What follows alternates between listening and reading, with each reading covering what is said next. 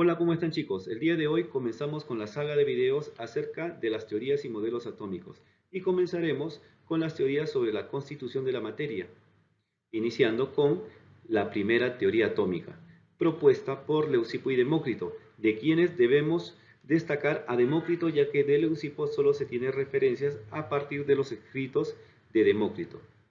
Ellos decían que la materia es discontinua, es decir, se divide finitamente. Hay un fin en la división de la materia y ese fin viene a ser el átomo. El átomo es la última división de la materia. Además, ellos decían que los átomos son invisibles, sólidos, homogéneos y se encuentran en movimiento eterno. También los átomos se diferencian por la forma, orden y posición, es decir, según ellos, había varios tipos de átomos. Otra cosa que ellos mencionaban era que los átomos representan el ser y el vacío el no ser. Pero ¿por qué llamaron átomo a la última división de la materia? Porque átomo quiere decir sin división. Aquí vemos, mira, un filósofo dividiendo un objeto, trata de dividirlo y entonces aquí explicamos cómo es que la última división de la manzana vendría a ser el átomo. ¿Cómo habrán llegado a esta conclusión? Bueno, podría ser, ¿no? Esto es especulando, podría ser que en algún momento, cuando ellos quisieran dividir un objeto o una partícula de ese objeto, el filo de ese cuchillo con el cual van a dividir tendría la misma dimensión de esa partícula. Entonces ya no van a lograr poder dividirla. Por eso que ahí acaba la división de la materia. Esta teoría fue escrita luego por un poeta romano llamado Lucrecio en su poema De Rerum Natura, y así es como va a llegar más adelante a la etapa moderna. Luego tenemos la teoría de los cuatro elementos, propuesto por Empédocles de Acagras. Bueno, en realidad Empédocles solo hace una recopilación de otras teorías. Esta teoría decía que la materia es continua, es decir, presenta división infinita. O dicho de otra manera, la materia se puede dividir infinitamente. Además, según Empédocles, la materia estaba constituida por cuatro elementos, los cuales eran la expresión de cuatro características. ¿Cuáles eran esos cuatro elementos? Mira, el aire, el fuego, la tierra y el agua. Y como ya te dije, esto era una recopilación de otras teorías que de manera individual proponían un elemento que formaba a la materia. Por ejemplo, Heráclito decía que era el fuego, el elemento principal de la materia. Anaxímenes decía que era el aire y Tales de Mileto el agua. Empédocles decía que era la tierra. Entonces, Empédocles es el que va a reunir estas cuatro teorías y va a formar una sola teoría. Pero ¿de dónde sacaron estas ideas? Bueno, ellos utilizaron tanto su razón como su experiencia.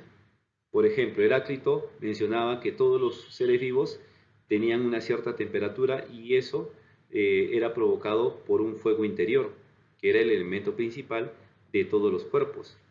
Anaxímenes decía que todos los seres vivos respiraban aire y que conforme el tiempo pasaba y estos iban creciendo en volumen, entonces el aire debería ser el elemento principal de la materia. Tales de Mileto había observado algo peculiar. En los charcos de agua, de repente aparecían unas pequeñas larvas. Él no sabía que esas larvas son larvas de mosca que se producen de los huevitos de estas mosquitas que son dejados ahí. Nosotros sabemos eso ahora que es así, pero él no lo sabía, así que él pensaba que el agua se había transformado en esas larvas. Así que decía que el agua era el formador de cuerpos, era el elemento principal de la materia. Y lo mismo Empédocles, ¿no? Había visto que los cuerpos al ser enterrados, luego de un tiempo si los desentierras, ya no están ahí porque el cuerpo había vuelto a la tierra. Según esto, los cuerpos estaban formados por el elemento tierra. ¿Y cuáles eran las cuatro características? Bueno, la pregunta era aquí a Empédocles, ¿cómo es que se generaban los cuatro elementos? Entonces él tuvo que presentar cuatro entes no corpóreos que provocaban la existencia de los cuatro elementos. Estos eran las cuatro características: caliente, seco, frío y húmedo.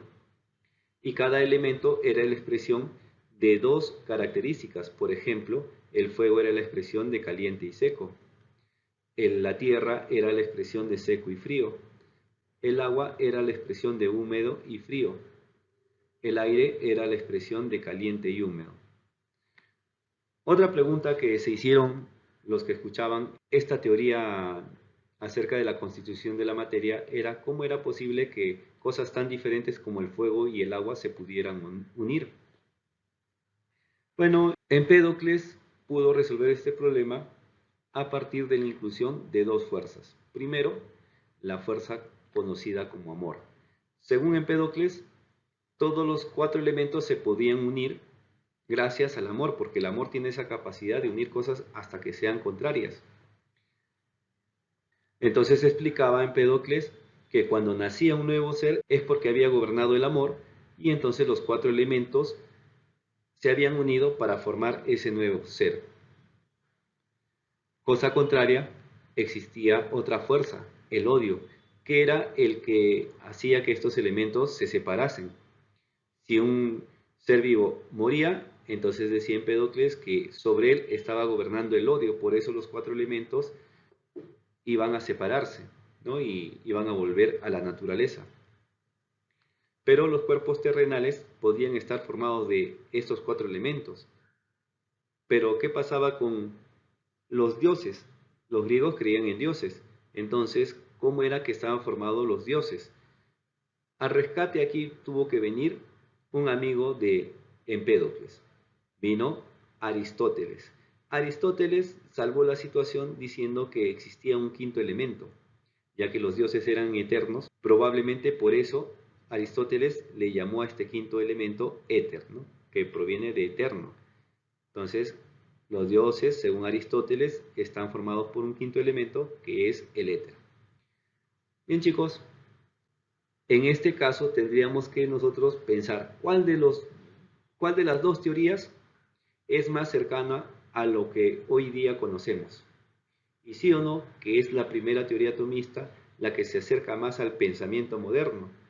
Pero sin embargo, debido al apoyo de Aristóteles y también un poco debido a que las personas son incrédulas y entonces necesitan ver prueba de lo que se les explica, entonces es que la teoría de los cuatro elementos termina arraigándose en el pensamiento de las personas de aquella época, ¿no?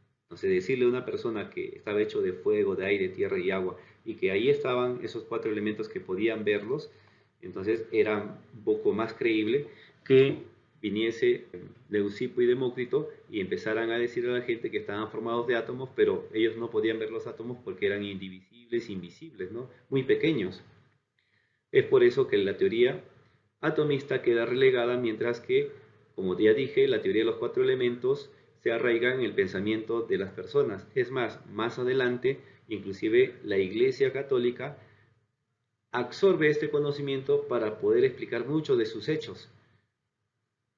Con este apoyo de Aristóteles y después de la Iglesia, entonces los seres humanos tuvimos que creer aproximadamente 2000 años que la materia estaba formada por cuatro elementos, ¿no? Que los cuerpos estaban formados por cuatro elementos. Más adelante, cuando empieza la etapa científica, entonces se retoma la idea de Leucipo y Demócrito. Pero eso ya les contaré en otro video. Bien, chicos, gracias por escuchar. No se olviden de suscribirse. No se olviden de compartir este video. Hasta luego.